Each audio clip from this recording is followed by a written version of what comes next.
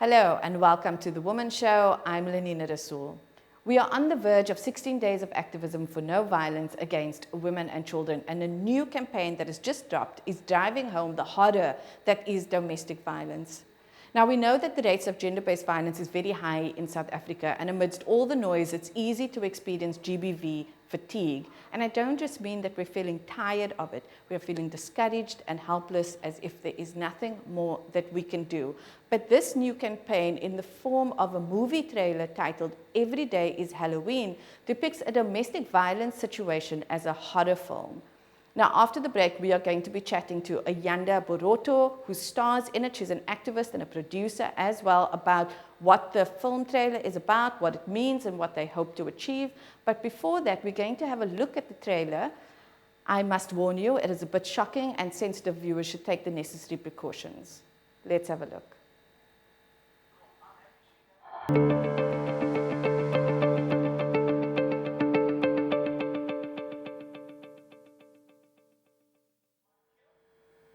That was the trailer titled "Every Day is Halloween," about the domestic violence situation that's depicted as a horror movie. We are going to take a short break, but we'll be back with more after this.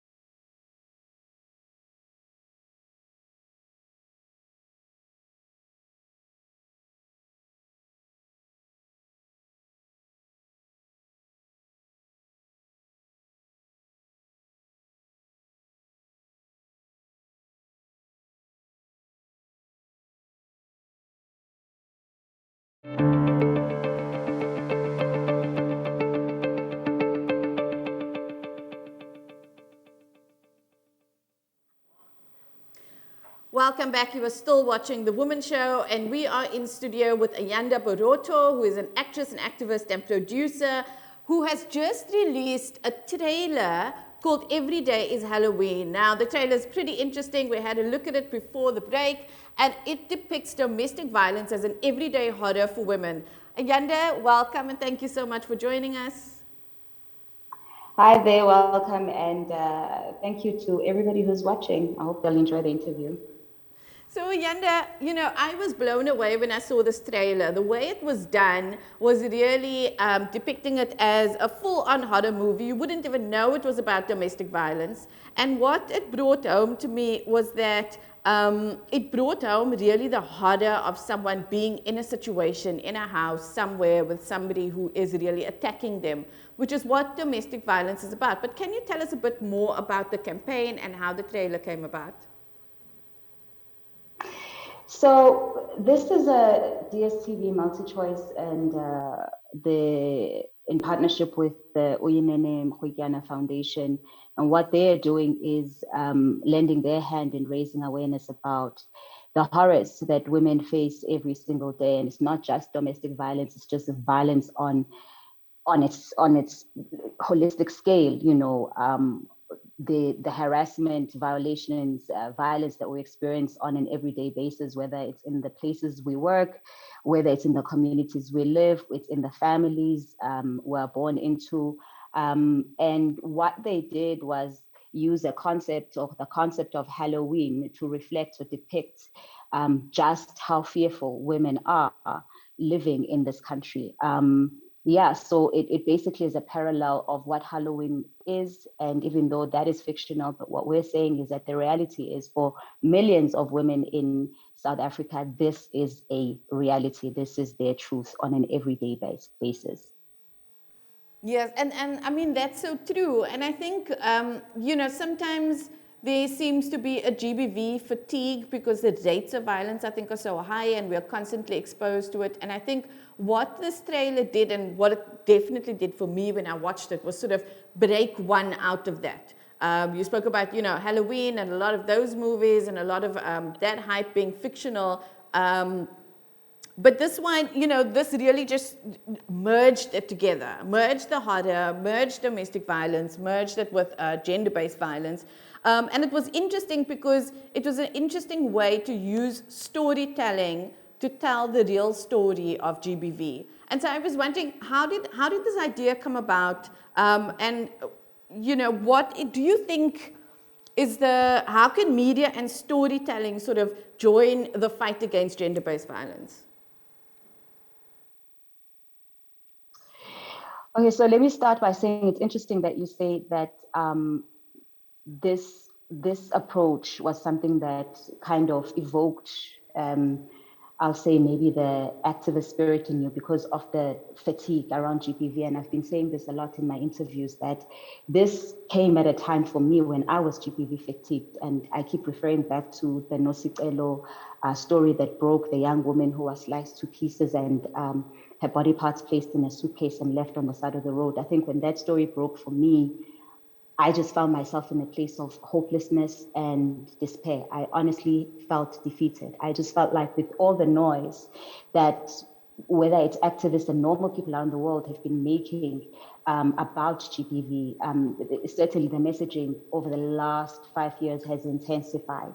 And to find that an individual, a man, could do that to a woman and go to that extent or that length, for me was, I couldn't comprehend. I couldn't reconcile with humanity. And at that point, I felt like everything that one has been doing is just falling on deaf ears. And I was GBV fatigued and I shut down completely. So when this opportunity came and MultiChoice approached me to take part in this campaign, at first I was skeptical because I thought, it's Halloween, is this message going to land?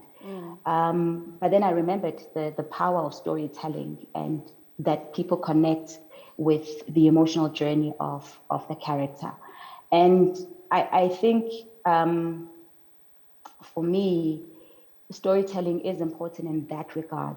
I've just come out of making something else for DSTV from Mzansi Magic, still under the DSTV banner, a story or a production called Mobile, which was a 13-part series, which really spoke to the journey of a young Makoti, young woman who is married into this powerful family, but she is battling, as a powerful, liberated, as somebody who would think is empowered in corporate, is battling all pillars of GBV from a financial aspect, from an emotional aspect, mental aspect, and just how the family was trying to suppress her. And this is the story of a journey of a woman who's trying to break out of that. So, and it was so well received.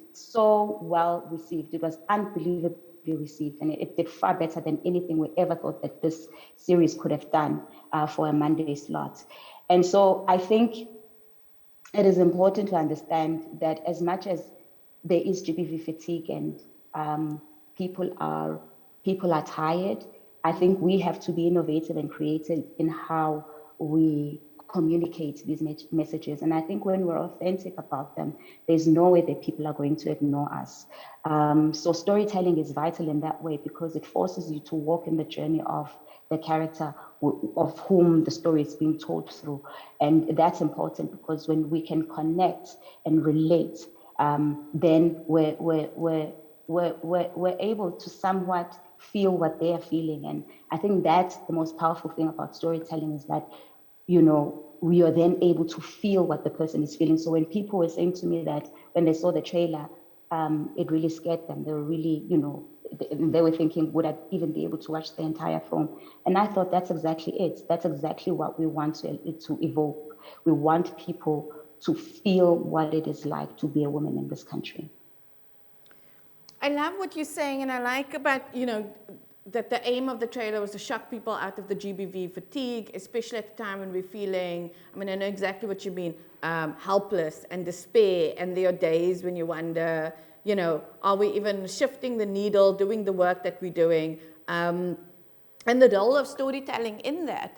And also, I think we are coming out sort of at a time after a long period of women not being able to speak about their stories even. And I want to refer to sort of the Women's Legal Center, who have been handling a string of cases where the legal system is being used to stop women from telling their horror stories, really. I mean, there are also cases I remember hearing at our iconic TRC, Truth and Reconciliation Commission, where they were not allowing cases of GBV or stories of GBV sort of to be told there. And so a lot of people, for a lot of women, there's no closure around that. But when we talk about storytelling, you were quoted in one of the articles that I saw as saying, we will sit at the table, we will present our truth. The truth does not change just because people keep repeating the lie. And now there's this bold step, I think it's a bold step forward with this trailer to visualize and verbalize the true horror that women experience in domestic violence. I want to ask you, why is it so important for us to break the silence around GBV? And I also want to add on, why is it important for women to tell these stories? Because I've also seen that you've written a lot about how it's important for us to start telling our own stories from our perspective. Sure. So it's important for us to tell our own stories because, first and foremost, they are our experiences, nobody else's but ours, right? It may be an experience that I didn't call upon myself. It may be an experience that I didn't wish upon myself, but it certainly is my experience. And I then want to tell it from my perspective in truth, in its holistic manner. And I think for me, that's been part of the challenge, even with just women as a whole and how we exist in this world, where the narrative about who we are, the narrative about what we do, the narrative about how we show up is a narrative that's always been written for us. We kind of have a predestined narrative that we then have to write out through life, right? And so it's the same. Whatever happens to us, the narrative has to be told from a different perspective. And we're saying, no, it is a horror narrative, and we want you to know truthfully and honestly what this horror looks like and what it feels like, because it's easier for somebody to tell the story from the other side of the fence when they haven't walked a mile in my shoes. So it's important for women to tell their stories because we have to tell it from a place of truth and a place of true perspective. And yeah, so I think it's important in that way. And yes, we will sit at the table and we will present our truth because we're not doing this just for us. We're doing it for generations to come. We've got girl children that we're raising and boy children that we're raising, which is why I think for me, in as much as we can talk about the status quo as it is in our country right now, I feel like we're so far gone and there's so much work that we have to do. And the work that we have to do is the work of the roots, because I think as a society, we focus so much on the symptoms. So we focus on eradicating the symptoms as opposed to speaking to the root of GBV. And that root is toxic masculinity. That root is men thinking they have more power than women and that they're more entitled, they're more important, they are more valued than women. And so I think what we need to do in presenting our truth is present our truth by unpacking all the different pillars of society in which we can actively root out toxic masculinity, starting with the family. Activism should not just be at a high level where we see it on television, where we see it in radio, where we hear it on the radio, or where people think they have to be on big stages speaking to crowds of people. I think, to impact change, this is something that we can do by doing the small things in our families, by communicating a healthy power balance in our relationships between mom and dad, because children learn by seeing, right? So the dethroning of the girl child begins in the family system, and the throning and elevating the boy child happens in the family first. And so we've got to sort that out first. And then of course we're thrown into society and into the world, and that then supports that narrative. Whether it's in the church, whether it's in our other institutions, corporates, whether it's in politics, representation of women in power is minimal right now. So when young girls don't see a representation of power in the women who are in leadership in our country, that's a problem, because then that in essence represents me. So what does it say about me as a girl child? Does it mean that I'm less powerful? And so, the work that we have to do and the truth that we want to present is the truth that we have to present throughout the landscape. It's not just about sitting at tables where we're talking and tackling GBV issues at a symptomatic level. It really is about digging deep. What are the roots? Let's start where the problem is in our families, in our institutions. So it's the institutional patriarchy or toxic patriarchy that we have to address, and the societal toxic patriarchy that we have to address. Thank you, Ayanda. I want to also ask, so the film, shows the reality about the reality of the horror of domestic violence. It also, in taking on this sort of horror genre, presents the perpetrator as a monster. And so when I watched it, and I watched it from a female perspective. Ayanda, can you hear me? Lenine, I lost you there a little bit. Please start again. Okay. Thank you, Ayanda. So I want to ask, the movie presents domestic violence as a horror, and it shows us sort of the horror of domestic violence. And I was watching it, as I'm watching it from a female perspective, as a woman, I can relate in terms of how horrific that is, and for something like that to be done to me, let me put it that way. But it also presents the perpetrator as a monster. Horror movies often have a monster in it, whether that monster is human or, fictional in some other way. Do you hope that this will also shock men into realizing the horror of what is being perpetrated when domestic violence occurs? Of course, I hope that it will shock many, but I also hope that it will realistically portray that, because you see in the movie or in the trailer, you don't see the monster. And I think that's such an important aspect of the GBV conversation, is that for many of us, we really don't know who this monster is. This monster is lurking in the darkness. We have no idea who they are. And again, it's that whole thing of, perpetrators don't have a label on their forehead that says I'm a rapist, or that says that says I've violated a woman before, I'm a woman basher.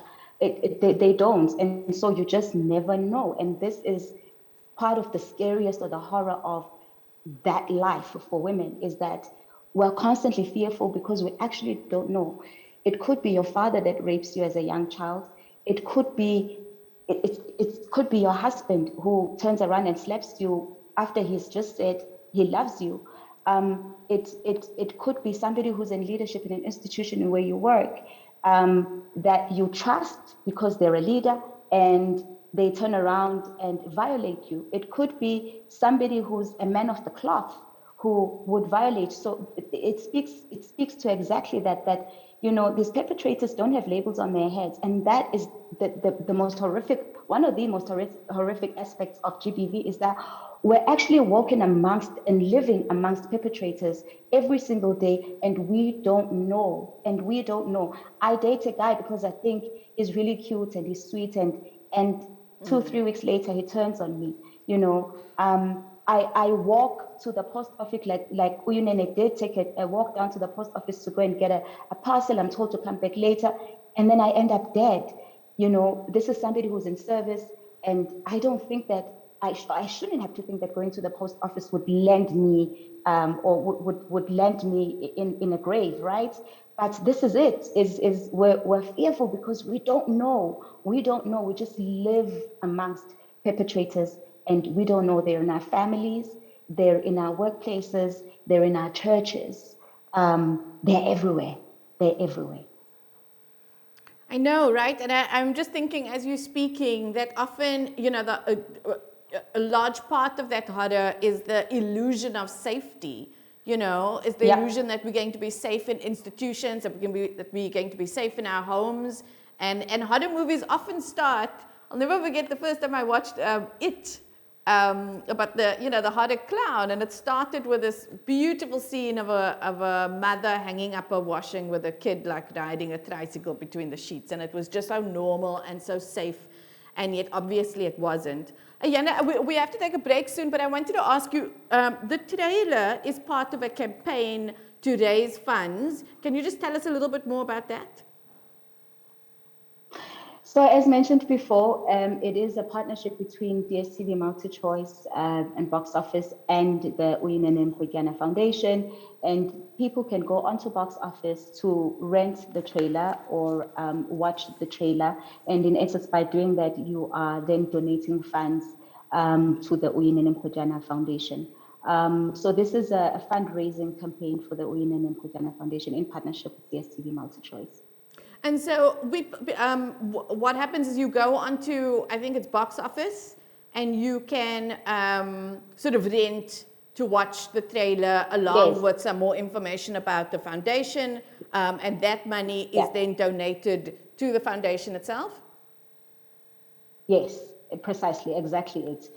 You rent it, you see the trailer, and it will have more in it. It won't just be a trailer, it will have more in it around GBV, and then it will also be something from the Uyinene Foundation. And then, yeah, that's how you donate. That's how you, in essence, then donate to the foundation. That money that you have used to rent is what we donate to the Uyinene Foundation. And we're trying to raise as much money as we can because MultiChoice is going to double or triple that amount. But all the proceeds that come out of this campaign go to the Uyinene Foundation. Okay, Ayanda, we have to take a quick break, but when we come back, we're going to continue this discussion about gender-based violence, but also about a book that you wrote and take some insights from there. So we are going to take a short break, but we'll be back with more after this.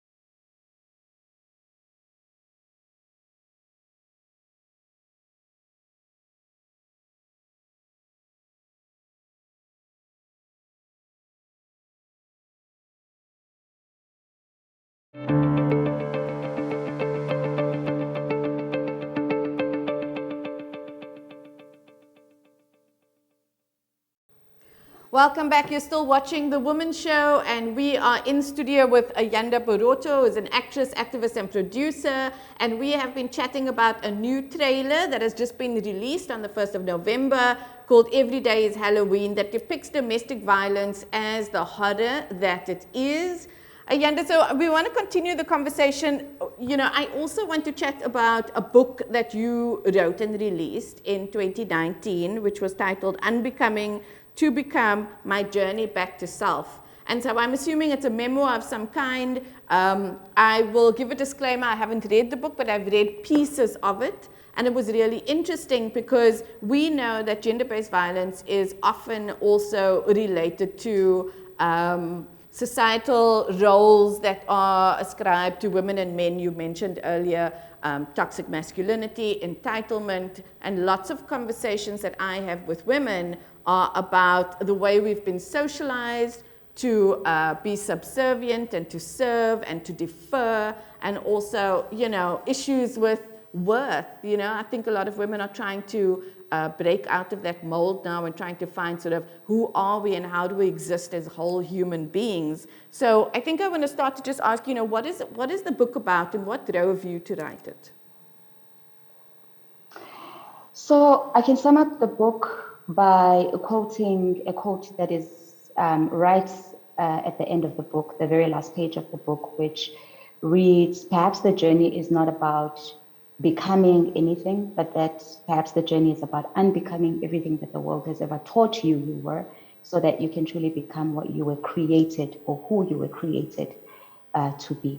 And that pretty much sums up what this book is about. It is about identifying the traits, the behaviors, the conditioning, the stereotypes that we have bought into as women that have essentially boxed us into being subservient beings, and women who don't own their power, women who don't own their narrative, and to redefine that for ourselves. So it is a memoir, although you won't necessarily find my date of birth in it, because it really is about different chapters in my life. And in each chapter, I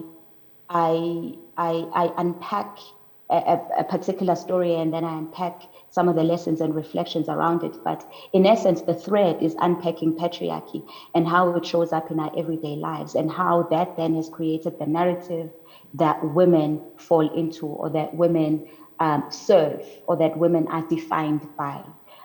So it is chapters of unlearning societal expectations, societal conditioning, cultural indoctrination, religious stereotyping, and all of that in a series of different chapters. And then I go into breaking down what my personal lessons have been and what my reflections have been. But they're all very personal stories. I mean, I literally just laid my soul bare in that book, but I wanted to be honest and authentic. And I think that's why it did so well. Named one of the top 20 books for 2020. And I think it's precisely why it did so well, because it was so authentic. And also it was an easy read. I mean, when I wrote the book, I didn't go into it thinking I want to write an intellectual book. I just wanted to write my truth for women to understand. And I remember always thinking to myself, would my helper, whom I've been with for 13 years, be able to understand this? Yeah, it might take her a while, but she would be able to get through the book. And essentially, I wrote that book for majority women like her, women who are in bondage because of culture, because of family tradition, because of religion, because of society and the expectations that are imposed on us or are defined for us. Thanks, Ayanda. And I love that you said that. I mean, here on The Woman Show also, I mean, I often use my mom as my sort of muse. It's like, you know, are we putting out the concepts in a way that she would be able to relate to it, or the people that I've grown up with in my community will be able to relate to it? And so I actually want to divert a little bit and just ask you, so the concept of patriarchy is not new, but I will often introduce myself and say, I'm a new feminist. All of these things about systems and socializations and the way we've been, the messages I received throughout my life was not something I questioned until much later on after, you know, a traumatic life event for me, which was sort of, you know, my divorce. For me, it was like you do what everyone's told you and you follow all the rules for so long and you be this person and all of a sudden everything still falls apart and you realize that it's really just a construct. But for the people at home, and I always think it's worth repeating, when you talk about patriarchy, you know, what is that, or how would you describe patriarchy? And can you give us some examples of how it shows up in our life so that women may be able to recognize or relate to it? It is the undeserved and unquestioned power that is attributed to boy children or the male species, and by so doing, dethroning the girl child or the female species. For me, that is, in simple terms, that is what it is. It is power that is attributed to boys who then grow up to be men by virtue of just being boys, and in the process dethroning and disempowering the girl child, and she grows up being a disempowered woman just by virtue of being female. So there's a power aspect to it, where power is attributed to you because of you're a male, and power taken away from you because you're a female. And that is, for me, just in simple, basic terms, that's how I would explain it. And so for me, when I sort of had my enlightenment, is what I call it, you know, I started thinking about a lot of things. I have two younger brothers, for instance, but I would understand, I start thinking about how the food is dished and who gets more and who gets first and who gets, you know, the most meat, really.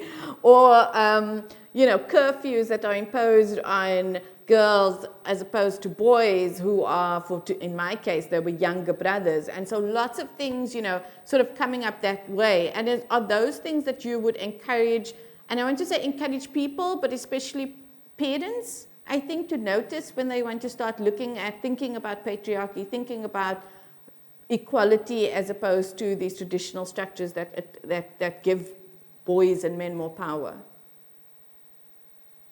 Lenin, it's interesting that you say that, because I mean, I specifically talk about this in the book when I write in the chapter, I think it's chapter 16, called Raising a Rebel Queen, because I'm raising daughters as well. And it, in essence, it speaks to the power imbalance that we showcase in the home, right? Because again, going back to what I said when we're talking about GPV, this is where it starts. That power imbalance that we create in the minds of our children, because they learn by what they see, not what you tell them. So when they see that dad, and this is a common one in traditional African families, where Ubaba, the dad, as the head of the home, has his own chair, right? That's a big statement. He has a throne, and nobody else has a chair in this house but dad, right? And at the dinner table, Ubaba has a specific chair that he sits on. At the dinner table, we don't dish until dad has arrived. At the dinner table, we dish for dad first. At the dinner table, when everybody's finished eating, the girls take the dishes, and maybe mom joins, and maybe the little boys join, but dad sits back. So it is these narratives that we create in our children's minds that then creates a power narrative for them and how they then show up in the world. Because what you've shown them, in essence, is that, okay, dad is treated like a king, but how do we treat mom?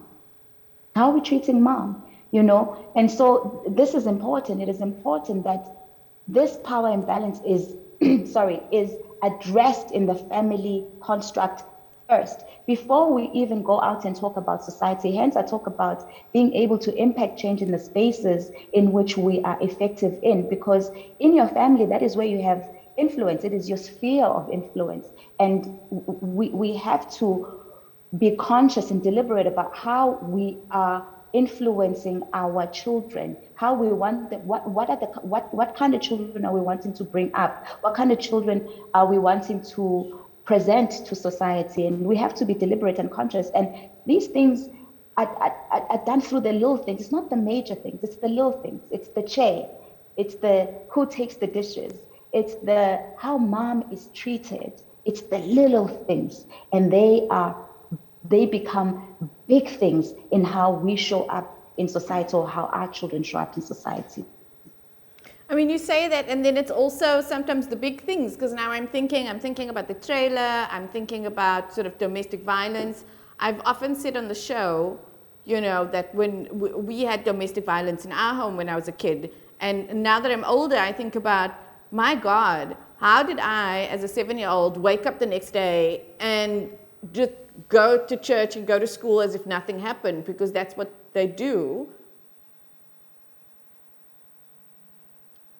Sorry, Ayanda, your camera just went off for a second. So you say, sorry.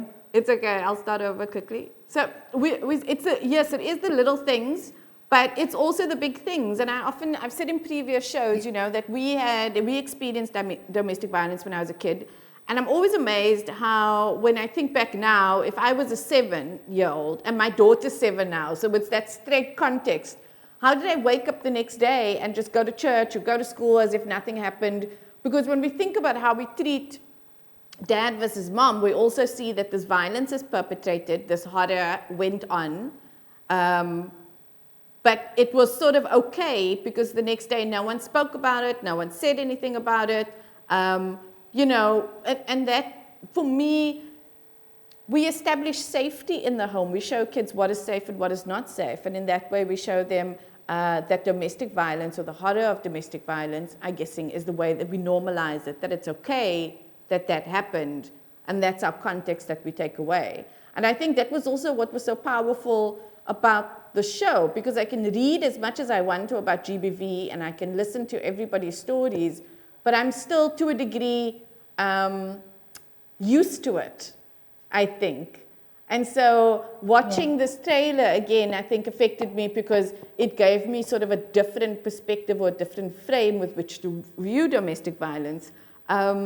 So Ayanda, I just want to, before we get to the end, you released the extract of the book on Instagram, and one of the parts quoted in an article, and I want to read this actually. I was ready to settle with and force someone who required that I dimmed my own light so that I could accommodate his mediocrity.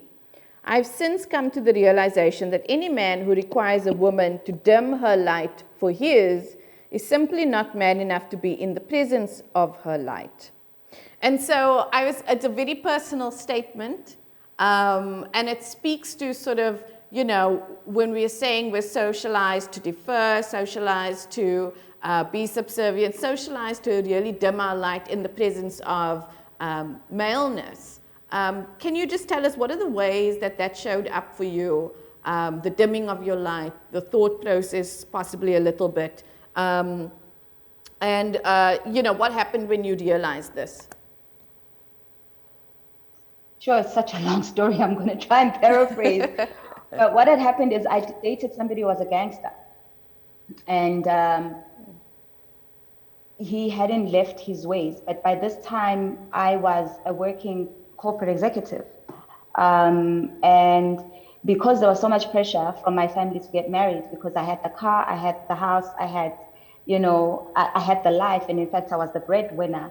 The family just wasn't, you know, the key people at least, you know, like my grandmother, who was a family matriarch, wasn't pleased that I wasn't married. And so every time I'd go home, she'd always ask me, like, you know, we see all these beautiful things, you take care of us, but where's the husband? Where's the husband? And there was so much pressure for me to get married because you know, I felt like I had everything, but I wasn't complete because I didn't have a husband. And again, speaks to that thing where for us as girls, value is attained when there's a man next to you or there's a man in your life, right? And so I found myself in a very tricky position where I was willing to settle with this gangster, go back to him. He was the father of my child. And I was willing to settle with him. I thought I would, you know, I'd clean him up, open a business for him, whatever it took, as long as I had the husband, knowing full well that he would probably cheat on me, he would probably beat me, that he wouldn't take care of my heart, that I wasn't safe with him, knowing full well. But I was so desperate to get married because this idea of a holistic woman was something that was being shoved down my throat, almost as if I was, you know, you're acceptable, but we can't fully embrace you because you're not married. So that's what that was about. The dimming of my light. So in essence, what I would have had to do is accept that this man is going to cheat on me, is going to be my husband and cheat on me, is going to be my husband and occasionally beat me. He's not going to respect me. He's probably going to abuse me financially as well because he's not working and I'm going to be doing all the work. So basically, I'm going to submit all of me and all of my life under him as long as I had the title of being a Mrs. And and that's just death of the soul. Like, I can't explain what that would have done to me.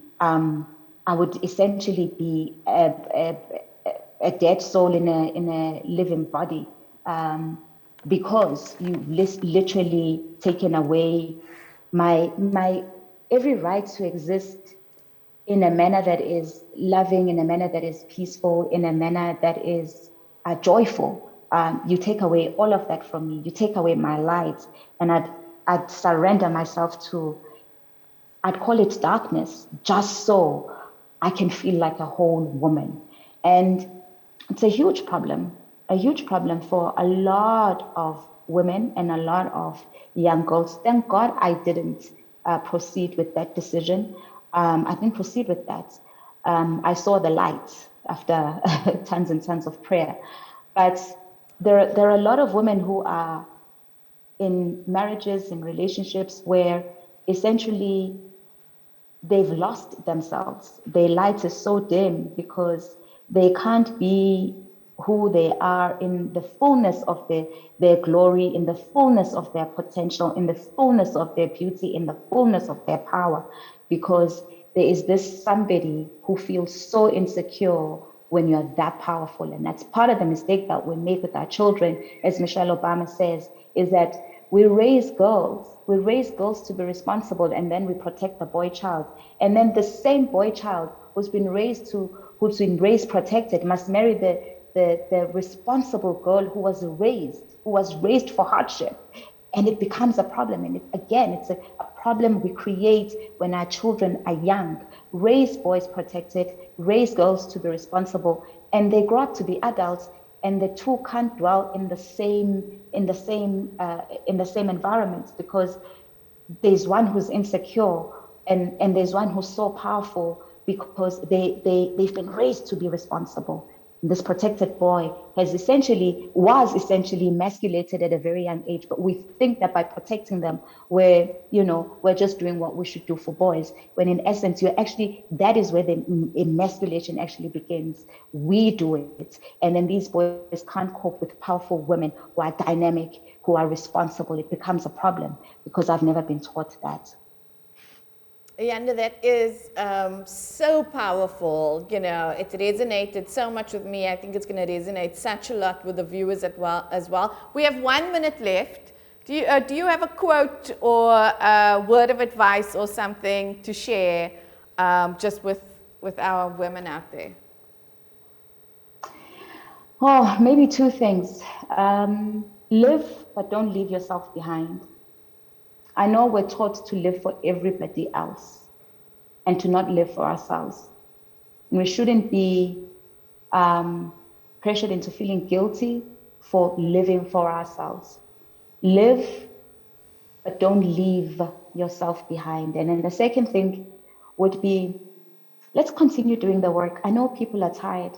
I was tired too, and it's okay to be tired, but maybe when we're tired, let's take a break and let's rest and then re-energize, revitalize ourselves and start again. I know we're tired, but let's continue doing the work, because 20 years ago, these are not conversations we could have openly. 20 years later, these are conversations that we're having. I can only begin to imagine what 20 years from now will breed, what fruit will come out of the seeds that we are planting and sowing now. We're planting the seeds. It doesn't mean that they're going to germinate immediately. It doesn't mean that we're going to see the fruits immediately. But let us believe and hold on to the hope that the seeds that we're planting for the generations to come will one day bring fruit, and positive fruit that is. So let's not stop talking. Let's not stop having the open conversations, truthful conversations, building conversations. Let's not stop all of that. As tiring as it may be when we feel like we're not seeing the results, or feeling like we're helpless, hopeless, and in despair, let's continue, because we are planting the seeds. And our conversations are watering those seeds. And we're not doing this for us anymore. We're actually doing it for our daughters. We're doing this for our sons, because we must leave this world better than how we found it. Shoo, Ayanda, I don't know about everybody else, but I needed to hear that message today. I want to thank you so much for making the time to come onto the show and sharing with everyone. I really appreciate the time, the messages, and the insights. Thank you so much, Lenina. Thank you for having me. Thank you to your crew, and thank you to the viewers who are watching. Okay, thank you. We are going to take a short break, but we'll be back with more after this.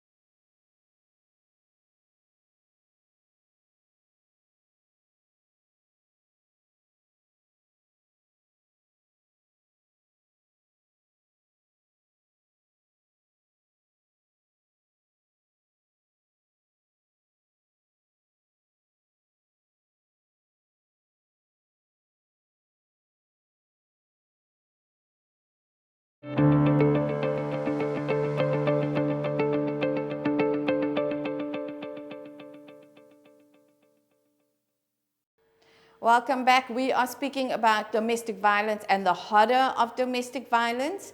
Now, if you find yourself in the situation, or you know anyone who is, or you don't know what to do about it, we are going to play a short video about domestic violence, what it is, how to recognize it, and where you can go to find help. Let's have a look. I'm Geneva Philander. I'm a social worker for the past 16 years. I work on grassroots level. Despite all the social issues that we are facing in the communities, gender-based violence is one of our biggest challenges. Gender-based violence is violence towards a person based on their gender, and also because of the unequal power relationships between men and women. We see different forms of gender-based violence in communities such as domestic violence, physical violence, emotional violence, isolation and sexual violence, and also economic violence. Economic violence is where the perpetrator controls the victim's finances or forbids the victim to work. Gender-based violence can happen to men and women, but in most cases we see it's usually women who are the victims. I see how violence steals the joy, the self-worth, the dignity of women everywhere. When a woman is the victim of gender-based violence, she is not the only one who suffers. Children, families, and communities are affected. Children who are exposed to gender-based violence grow up and often turns to violence as means of communication. In my work as a social worker, I see how people fear to speak up. They suffer in silence and alone. But as a social worker, it's also good to see the triumph and the empowerment when a victim decides to speak up and to say enough is enough. There's so much satisfaction to see how a victim takes back her power and rebuilds her life. So there is hope amidst the violence. Resources are available to help so that you can break free from the cycle of abuse. If you are a victim of gender-based violence, please speak to a social worker closest to you. Go to the local police station who will put you in contact with professional assistance, get a protection order from your local court, or call the toll-free number 0800 428 428, a 24/7 helpline where you will get assistance. You deserve protection. Gender-based violence is not acceptable. It's up to all of us to take the hands of those who suffer to help them to be strong again. Enough is enough.